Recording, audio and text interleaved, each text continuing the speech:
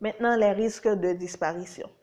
Le patrimoine est souvent fragile, vulnérable et parfois même menacé de disparaître pour différentes raisons. Premièrement, son âge, les phénomènes de mode, le mauvais état des structures ou bien des bâtiments, le nombre élevé de touristes qui visitent le site et d'autres menaces pour le patrimoine, on peut dire l'ignorance des gens, l'indifférence des gens, les guerres et les conflits, les interventions humaines, les incendies, les catastrophes naturelles. Tout ça, ce sont des risques de disparition pour un patrimoine. Pourquoi faut-il protéger le patrimoine? Il possède une valeur pour ses caractéristiques propres et aussi pour ce qu'il évoque et représente. Donc, voilà pourquoi il faut le protéger, parce qu'il possède une valeur pour ses caractéristiques propres, pour sa singularité, son identité propre et pour ce qu'il évoque, pour ce qu'il représente pour les citoyens ou bien pour le monde entier. Si nous souhaitons le conserver, il a besoin d'être protégé car la perte du patrimoine est la perte d'une part de notre identité. C'est ce que j'ai dit auparavant de la séance. Au tout début, je vous ai dit, nous venons de perdre une part de notre identité à cause de cet incendie-là. OK? Donc, il faut protéger le patrimoine à tout prix. Comment faire? Chaque personne peut protéger le patrimoine. Nous avons tous une mission, c'est de protéger notre patrimoine.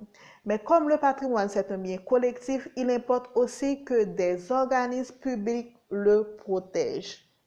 Donc, il faut instaurer des organismes publics pour protéger le patrimoine et il faut que ces organismes-là vraiment mettent la main à la pâte, posent des actions véritables qui montrent qu'ils protègent le patrimoine. Et en sixième position, nous allons aborder la définition du patrimoine mondial de l'UNESCO.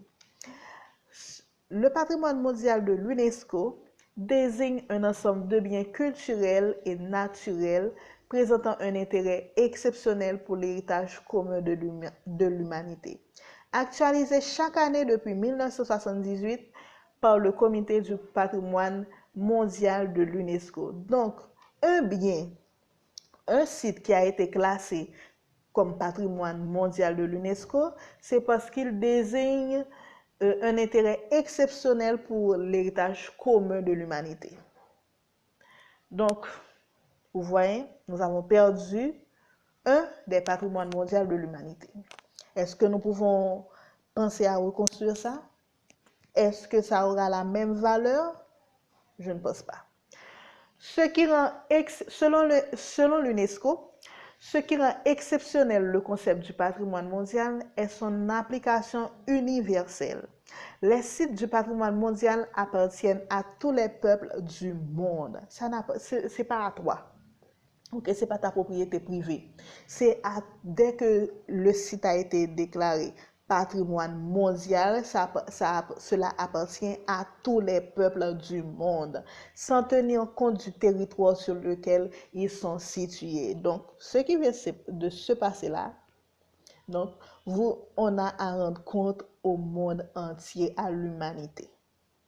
Parce que c'est un patrimoine mondial qui a été incendié.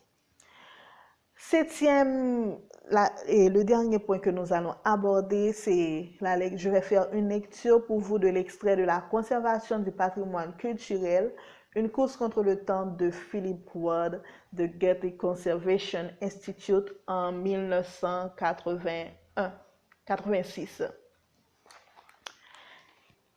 J'espère que vous allez bien écouter.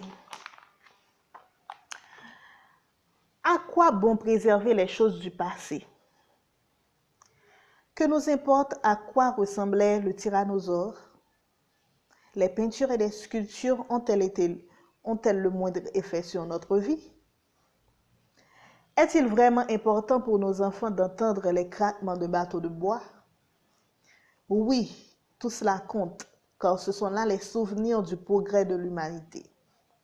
L'avenir est un grand vide et le présent une réalité fugace qui glisse immédiatement dans le passé.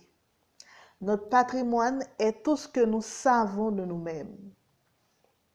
Ce que nous en préservons en est la seule marque. Cette marque est notre phare dans la nuit des temps, la lumière qui guide nos pas. À l'instar du musée, la conservation est un engagement non pas envers le passé, mais envers l'avenir. Je reprends cette dernière phrase. À l'instar du musée, la conservation est un engagement non pas envers le passé, mais envers l'avenir.